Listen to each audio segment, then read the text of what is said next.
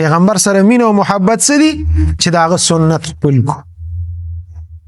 خپل ژوند ته وګورو، خپل شکل ته وګورو، خپل ظاهر ته وګورو، خپل باطن ته وګورو. نور موږ څه کولی شو؟ جهاد نشو کولی، زکات هم نشو ورکولی، غټ غټ کارونه موږ نشو کولی. چې لږ دې ځان ته وګورو چې یاره زما د پیغمبر شکل څنګه ورګه، زه د خپل شکل د پیغمبر علیه الصلاۃ والسلام په شان. د هر جمعه زه دا خبره کوم، زمونږ غم د پیغمبر علیه السلام په طریقه شي، زمونږ قادي د پیغمبر علیه السلام په طریقه شي. که د پیغمبر په طریقه کیږي نه، نو چې د پیغمبر د سنتو خلاف خو نکو، د شریعت خلاف کارونه خو نکو په غم قاده کې دومره خو چې سناسو کو ځان ته مسلمانان وایو. نو د صحابه کرامو ژوند هغه زمونږ دپاره نمونه ده. په دغه نمونه باندې ځان عزتمند یو سلسله مونږ شروع کړې ده د پیغمبر علیه الصلاۃ والسلام د خوږو صحابو، د هغې باغ چې هغه لګولې و، د هغې د مختلفو ګلونو ذکر کو. په هغې کې نن د یو صحابي چې د پیغمبر علیه الصلاۃ والسلام سره ډېره زیاته مینه وه، د پیغمبر علیه الصلاۃ والسلام عاشقو، السابقون الاولون، نو اول هغه کسان چې هغوی اسلام قبول کړی و، هغې کې ایمان راوړی و او اسلام کې داخل شوی و. د هغه صحابي ذکر کو، مقداد بن اسود رضی الله تعالی عنه. حضرت مقداد رضی الله تعالی عنه ډیر مشهور صحابي دی. د یمن نه یو لرې علاقه ده، د هغه ځای اوسیدونکی و. د ده د پیدایش نه مخکې د ده پلار هلته چا سره ډله ټپله کې و، ملګرتیا وه، حلیف و، هغوی قتل وکړه او بیا هغوی قصاص اغشته. نو د هغه قصاص نه د ده پلار د هغې علاقې نه راوتښتېد یمن ته. په یمن کې علاقه د کنده نومې دی، نو هغې ته راوتښتېدل. نو بس دوی یمن کې بیا یمن کې هغه کنده قبیله کې هغه واده وکړ او بیا هلته د حضرت مقداد رضی الله تعالی عنه پیدا شوی دی. دته حضرت مقداد کندیم وی او مقداد ابن عمر ورته وی، د پلار نومو عمر، او مقداد بن اسود ورته وی، دغه ورته په بل نسبت وی. نو دوی په یمن کې اوسېدل، کنده قبیله وه، هغې کې واده وکړ او حضرت مقداد رضی الله تعالی عنه هلته پیدا شوی دی. چې کله داسې راځوان شو، زلمی شو، بهادر انسانو، طاقتور انسانو، الله ولا یو د زمري زړه ورکړی و، بهادر انسانو.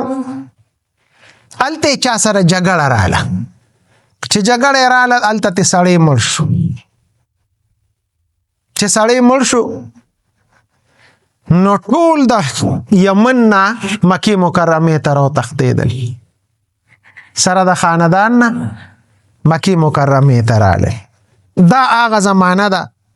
چې پیغمبر علیه الصلاۃ والسلام د نبوت دعوه کړې وه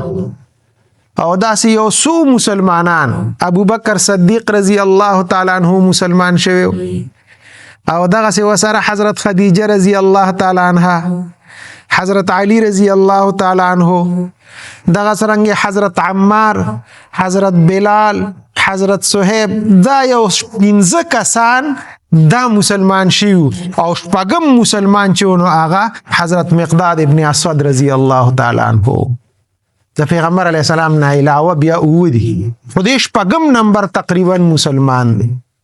نو دا السابقون الاولون نه دی، په اولو کې چې چا اسلام قبول کړو او دا هغه کافر و مخالفت ته ځان نیولیو، د هغوی والو ټکولو ته او د هغوی زیاتې او ظلم ته ځان نیولیو، هغې کې یو دا صحابي مو حضرت مقداد بن اسود رضی الله تعالی عنه. کله چې په مسلمانانو تکلیفونه زیات شو، پیغمبر علیه السلام حکم وکړ هجرت وکړئ، حبشې ته لاړ شي. نبی حضرت مقداد رضی الله تعالی عنہ حبشې ته هجرت کړی دی. د صاحب د هجرتینو دی. یو دغه هجرت هم کړی دی او بیا دویم هجرت مدینه منوره ته کړی دی. سمو د پس چې د حبشې نه راغی نو بیا مدینه منوره ته د هجرت اراده وکړه، خو کافر خو څوک پرې خودل نه رکاوټ وته نشو تختیدې نشو.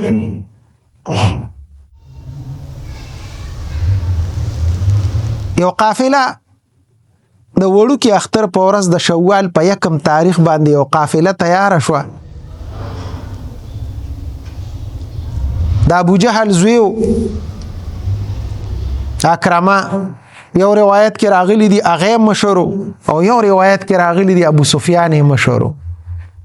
هغه راتل مدینه منوره ته ځان سره سکسان غکړل مسلمانانو سره د جنگ جګړې د پاره او مسلمانانو ته تکلیف رسولو د پاره. دیو ماغه قافلې سره مرګري شو چې مونږ هم د سره زو ستاسو مرګري نور روان شو سره.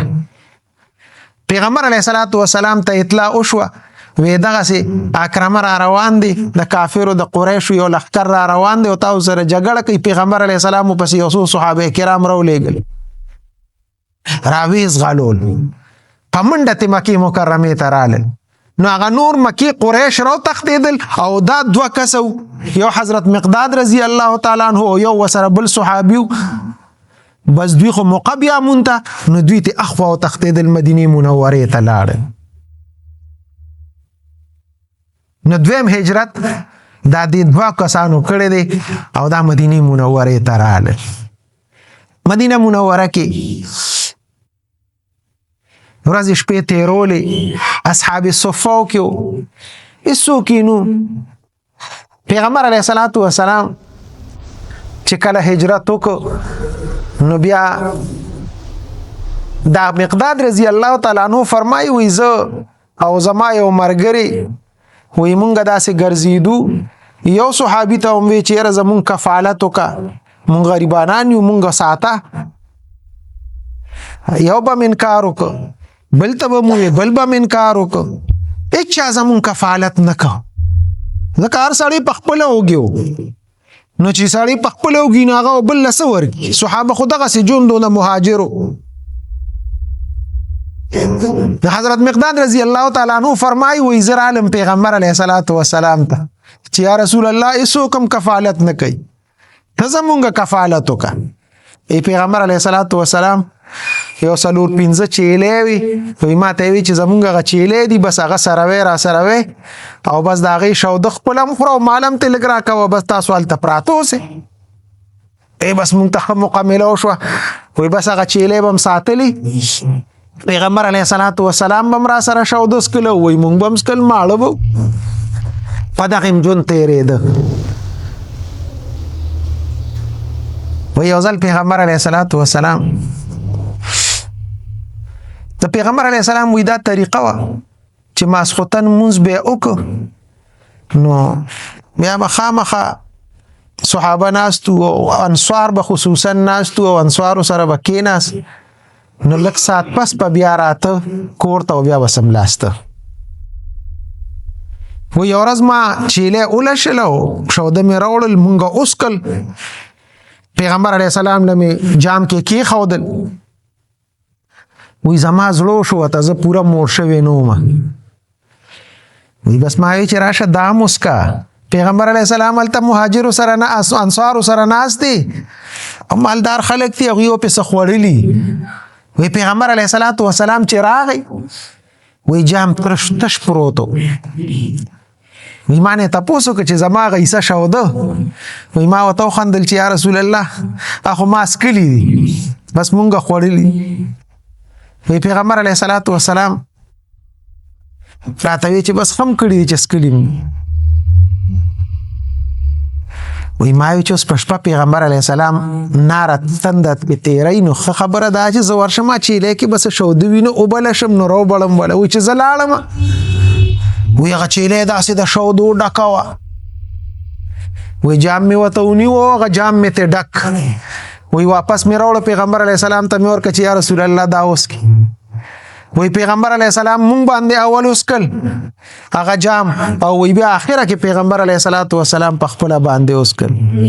خو هغه جام تش نشو هغه مکه سي ډک وی پیغمبر علیه السلام ماته دعا وکړه بیا چې الله دې رزق کې برکت واچو الله دې جون کې برکت واچو دا دعاګانې راته وکړي دې داسې آزاد طبیعت شانت صحابي خلکو سره به غپ شپ لګاو داسې آزاد شانت خبرې به کولی چا به ته واده نه کې ویولې نه کو یو ځل وته عبدالرحمن ابن عوف رضی الله تعالی عنہ خو مالدار صحابي ناغه وته وی لکه واده نه کې ډیره مدته تیر شو ته خو واده نه کې بس سمدستی وته وی لور دی راکا کړه اته پاغي باندې خپه شو راغ پیغمبر علیه الصلاۃ والسلام ته یا رسول الله د تماوی چې واده کنه وې د ماته داسې بد خبر وکړه چې مال خپل لور راکا کړه حضرت مقداد رضی الله تعالی عنہ ته روي غختوي راشه ویلارشه د پیغمبر علیه الصلاۃ والسلام نیکه د عبدالمطلب دا غزوی دی زبیر نومې دی لاشه د زبیر لور ده زما کزن کی لاشه هغه ته دعوت د نکاح ورکا هغه ته پیغمبر علیه السلام را لېګل چې ما سره نکاح وکړي دا د سره د پیغمبر علیه السلام دا غمینه اظهار او چې د سره څومره مینه و د پیغمبر علیه السلام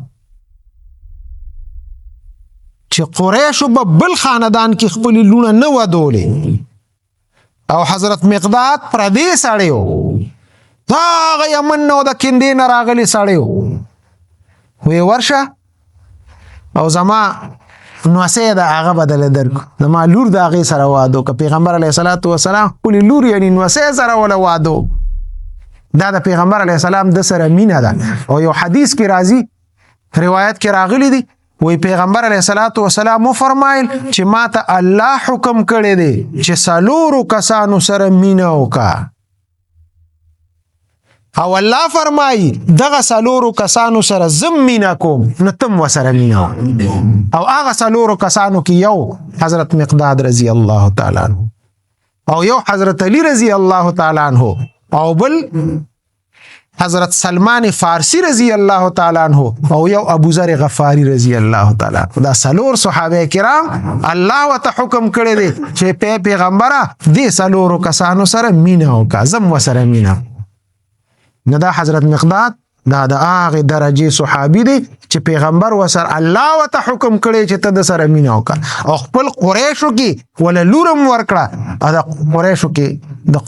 د قریشو نو ګرځي رشته وسره نه دا د دومره لوی مرتبه صحابي دی الله ولا لوی مقام ورکړی دی زمانه تیری دا جنگ بدر راغی صحابه کرام ټول راجم دي پیغمبر علیه السلام ناشته د کافرو یو روب او دبدبه وا لومبي جنگو مسلمانانو سره هیڅ نشته تشلاست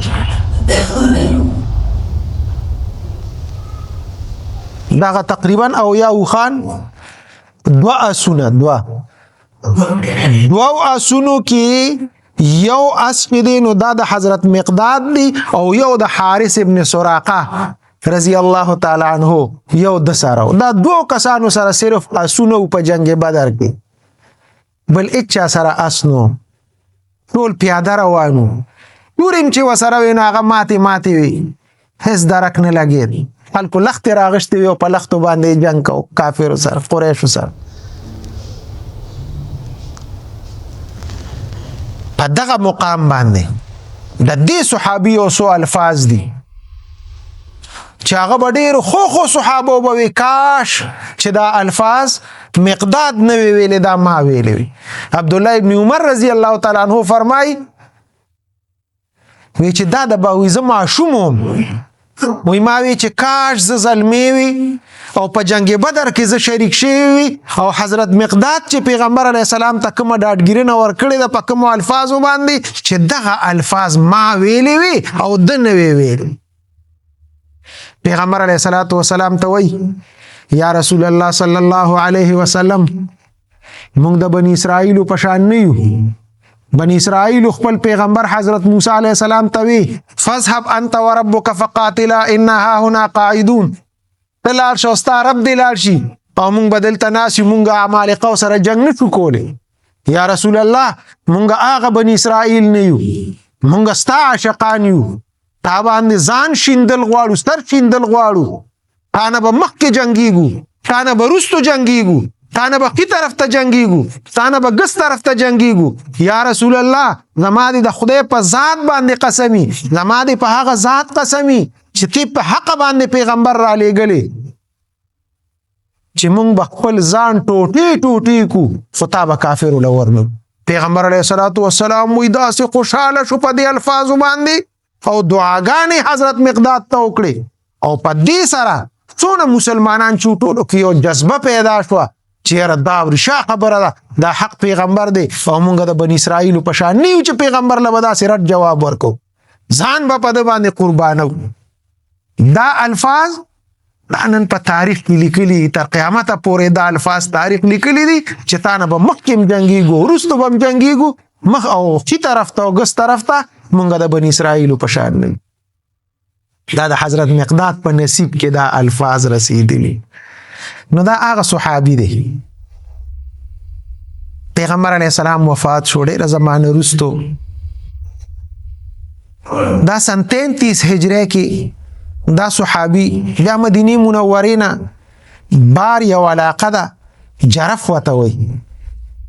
تقریبا 3 میله د مدینې منورې نه بار ده. دی بیا هلته اوسېده په آخره زمانه او بیا چې کله وفات شو نو دا د حضرت عثمان رضی الله تعالی عنہ دورو. حضرت عثمان رضی الله تعالی عنہ خلیفه و په مدینه منوره کې د جنازه وشوه. حضرت عثمان رضی الله تعالی عنہ د جنازه کړې ده او په جنت البقیع کې د حضرت مقداد ابن اسود او یا حضرت مقداد بن عمر رضی الله تعالی عنہ د قبر دی په جنت البقیع کې.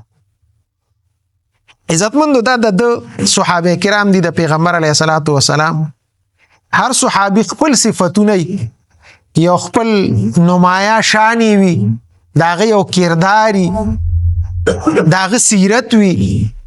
هغه زمونږ د پاره یو نمونه ده او یو عبرت چې مونږ دغه سي جون تیر. دا صحابي یو خدای د بهادری، بل د پیغمبر سره مینا، د دې واقع نه پته لګي. او پیغمبر علیه الصلاۃ والسلام د پاره د اسلام د پاره 2 هجرتونه کړی دي. دا مونږ ته دا دعوت راکړي چې کله د کفر او د اسلام معرکه وي او مقابله وي، الجهاد مازن یوم القیامه، جهاد به جاری وي تر قیامت پورې. دغه جذبه بزله کې ساتو که کلم داسې مقراله مسلمان هغه به خپل وینه د اسلام لپاره دوی، خپل ځان، خپل اولاد، خپل خاندان به قرباني. دا د صحابه کرامو یو سنت. دغه مقام ته نه ملاويږي. پیغمبر علیه الصلاۃ والسلام سره عشق او محبت دا دغه صحابه شیوه. پیغمبر سره مینه او محبت سدي چې داغه سنت خپل کو، خپل جون ته وګورو، خپل شکل ته وګورو، خپل ظاهر ته وګورو، خپل باطن ته وګورو.